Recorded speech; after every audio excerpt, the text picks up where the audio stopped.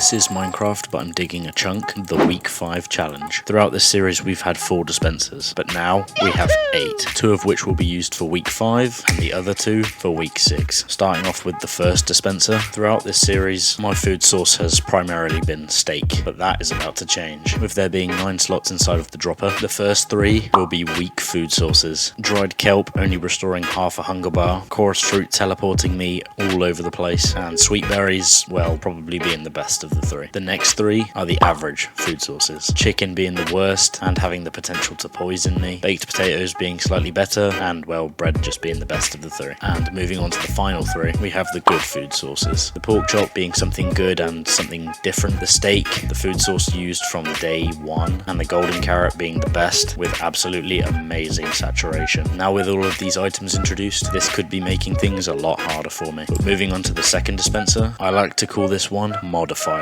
and as you can see in the chest we have a variety of different items. Moving on to potion modifiers, if we roll this potion, it means that when I roll a potion for the start of the video, I also have to roll a second time and use that same potion effect in the same video. However, if this potion comes out the dispenser, regardless of which potion comes out of the dispenser, it doesn't get used at all. And finally, the brewing stand, it discards a potion, meaning that I can choose any potion from the dropper and remove it by my will. Moving on to mob modifiers, this egg adds an additional mob which could lead to some really deadly combinations. And as for the regular egg, regardless of what I roll, it gets cast aside. And you guessed it, the mob spawner, well, I get to remove a mob of my own choice. We have potion modifiers and we have mob modifiers. But as for the last 3, well, they're a little bit different. Starting with the obvious one, if I roll the book, I get no enchants, which is technically a neutral roll because I could lose out on something good or I could lose out on something bad. And as for the other 2 items, well, if I roll the TNT, it means that inside of the chunk, I get to place a TNT block anywhere and set it off to aid me in the next few layers. But if I roll obsidian, regardless of the circumstances, I must place an obsidian block, and you guessed it,